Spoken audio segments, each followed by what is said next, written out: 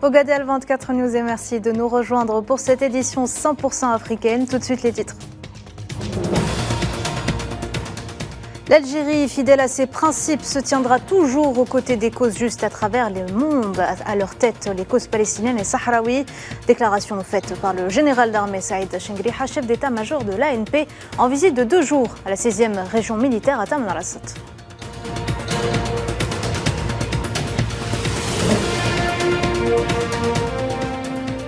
Le peuple sahraoui poursuit sa marche vers l'indépendance et célèbre le 48e anniversaire de la proclamation de la République arabe sahraoui démocratique.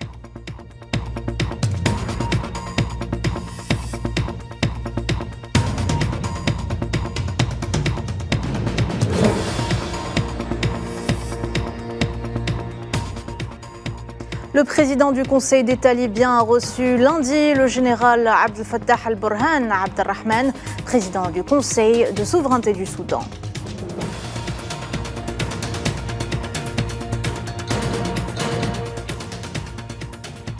Et enfin, un nouveau drame au Burkina Faso. Une attaque d'envergure contre une mosquée à Natiabouani, dans l'est du pays, fait des dizaines de victimes.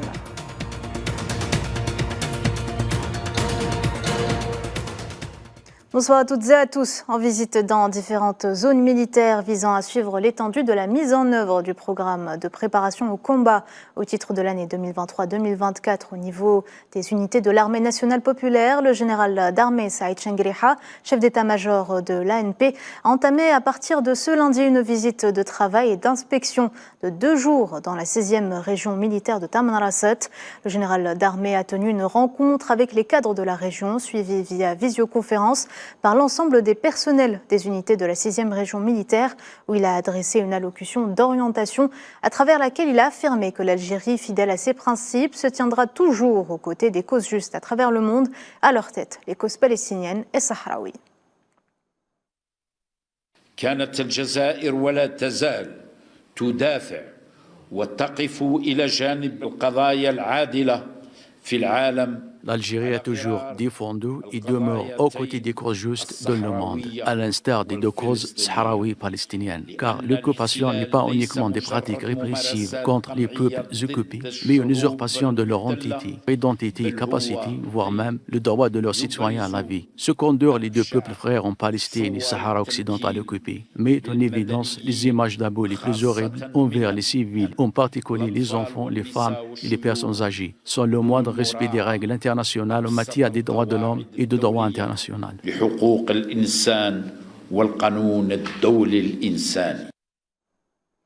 Coup d'envoi ce lundi du Conseil des ministres arabes de l'Intérieur en Tunisie. Le ministre de l'Intérieur algérien, Brahim Merred, est arrivé à Tunis pour prendre part aux travaux de la 41e session qui s'articuleront notamment autour de l'examen des voies et moyens de renforcer la coopération arabe commune dans les domaines sécuritaires.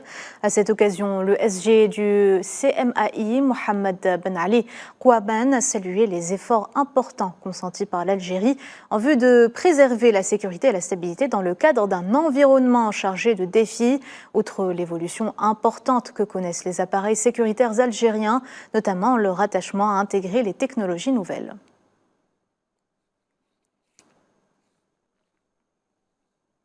Nous sommes à la veille d'une journée historique pour le Sahara occidental. Le peuple sahraoui célébrera demain le 48e anniversaire de la proclamation de la République arabe sahraoui démocratique. Un peuple qui poursuit sa marche vers l'indépendance via le référendum d'autodétermination sous l'égide des Nations Unies et le Front Polisario. Ceci dans un contexte où le Sahara occidental continue d'engager les victoires diplomatiques à l'international.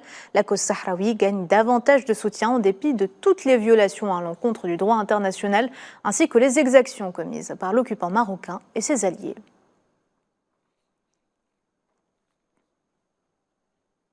Dans ce contexte, l'ambassade du Brésil en Algérie a organisé ce lundi une cérémonie afin d'annoncer l'initiative brésilienne dans le cadre du plan de réponse aux besoins de réfugiés sahraouis 2024-2025 des Nations Unies. Cet événement a vu une forte présence des représentants du corps diplomatique et d'organisations internationales humanitaires, l'occasion de réaffirmer l'engagement du président Lula da Silva en faveur des causes humanitaires dans le monde. Cette initiative est le fruit de l'action conjuguée de l'État brésilien, de donateurs du secteur privé et d'organisations de la société et du mouvement social brésilien. Étant une entreprise mondiale,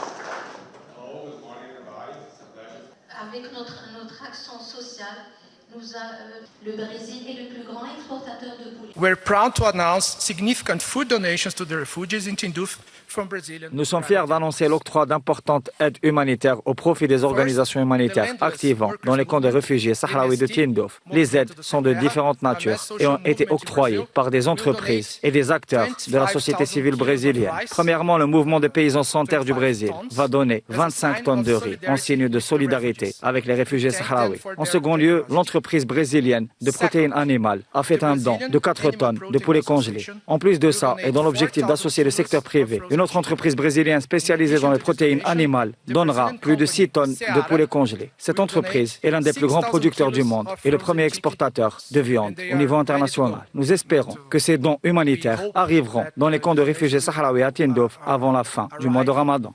In the camps before the end of the Ramadan. Le coordonnateur résident de l'Organisation des Nations Unies en Algérie a souligné l'importance d'optimiser l'acheminement des aides humanitaires au camp de réfugiés sahraouis de Tindouf afin d'alléger leur souffrance, mais également pour accompagner le processus politique de résolution du conflit conformément aux résolutions pertinentes des Nations Unies.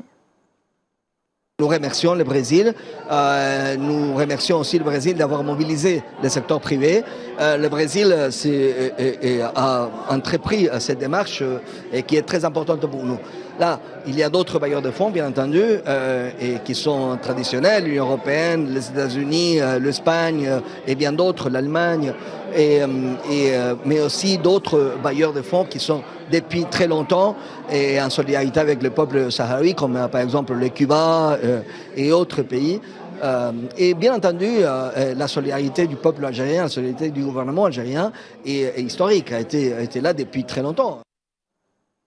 On en parlait en titre, le président du Conseil d'État libyen Mohamed Al-Manfi a reçu ce lundi à Tripoli le président du Conseil de souveraineté soudanais Abdel Fattah Al-Burhan dans le cadre d'une visite qu'il effectue en Libye. Selon un communiqué du Conseil d'État libyen, les deux parties ont eu des discussions concernant le renforcement et l'approfondissement des relations bilatérales conformément aux aspirations des deux peuples, mais également autour de questions d'intérêt commun liées à la paix et à la sécurité au Soudan et dans toute la région. À ce titre et selon la même source, Al-Burhan a valorisé les positions positives libyennes envers son voisin, à savoir le soutien et de promotion de l'unité et la sécurité du pays, ainsi que le rejet des ingérences étrangères.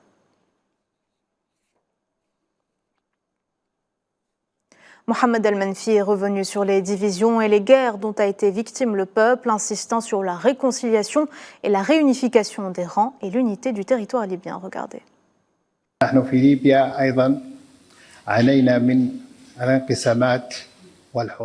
Nous, en Libye, avons également souffert des divisions et guerres dans les moments passés. Comme nous sommes bien conscients des ingérences étrangères négatives qui ont provoqué de nombreuses divisions entre Libyens. C'est pour cela que notre premier slogan était toujours la réconciliation et la réunification des rangs et l'unité du territoire libyen, ainsi que le rejet des ingérences étrangères, que ce soit politique ou même militaire, avec la présence de mercenaires dans ce pays. Nous réaffirmons que ce que nous avons fait pour la Libye est le même que l'on réaffirme envers nos frères au Soudan à travers notre participation au concert.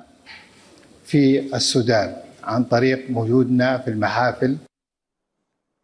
en toile de fond de la visite du général Abdel Fattah Al-Burhan en Libye, le renforcement des relations économiques, politiques et militaires.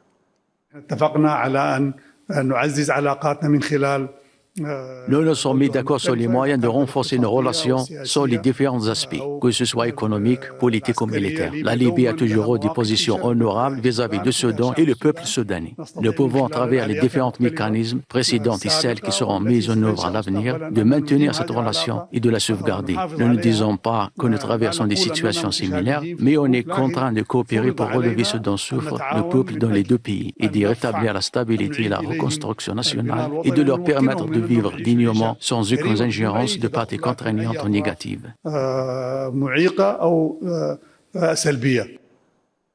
Nous restons dans la région, au Soudan du Sud. Plus précisément, au moins 8 personnes ont été blessées dans l'incendie qui a ravagé un dépôt de munitions des forces de défense populaire du pays. Le porte-parole des forces armées a confirmé dimanche que l'incendie qui s'est déclaré la veille dans la nuit avait détruit le dépôt de munitions de la caserne de Ghiada, la capitale Jouba. L'incendie aurait été provoqué par la chaleur, selon les mêmes sources.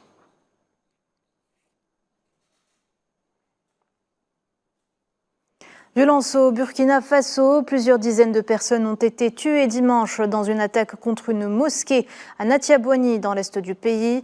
Les victimes sont toutes des musulmans, majoritairement des hommes qui s'étaient réunis à la mosquée pour prier.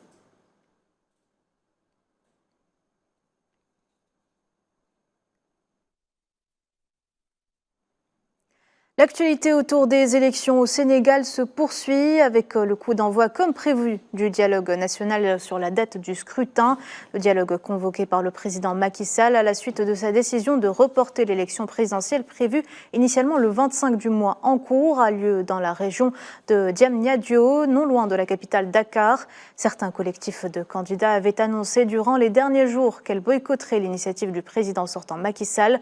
La rencontre durera 2 jours. Le président avait souligné en effet qu'au vu de la simplicité de l'ordre du jour, ce délai pourrait être respecté si les participants mettent en avant l'intérêt supérieur de la nation et en tête que lui-même ne prendra pas part au scrutin.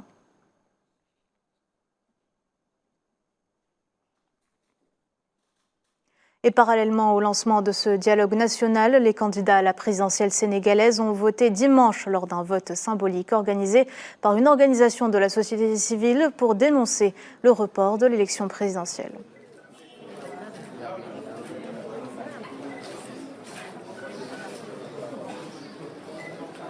Nous ne pouvons pas accepter d'un trait de plume qu'on puisse nous priver de ce qui est essentiel pour nous, c'est-à-dire notre liberté, notre démocratie, mais surtout notre capacité, notre pouvoir à élire nos dirigeants. En tant que jeune Sénégalais qui devrait avoir la possibilité aujourd'hui d'exprimer ma liberté première en tant que jeune Sénégalais, ça me fait très mal de voir que nos droits ont été bafoués pour nous ramener dans un processus aujourd'hui incertain.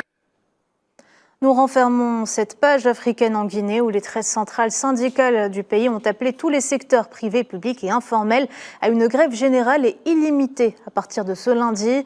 Routes désertes, écoles et commerces fermés, la capitale guinéenne Conakry est à l'arrêt aujourd'hui. Un débrayage pour réclamer la baisse des prix des denrées de première nécessité, mais aussi la fin de la censure des médias. Plusieurs radios et télévisions sont également à l'arrêt dans le pays, ne pouvant plus diffuser leurs programmes.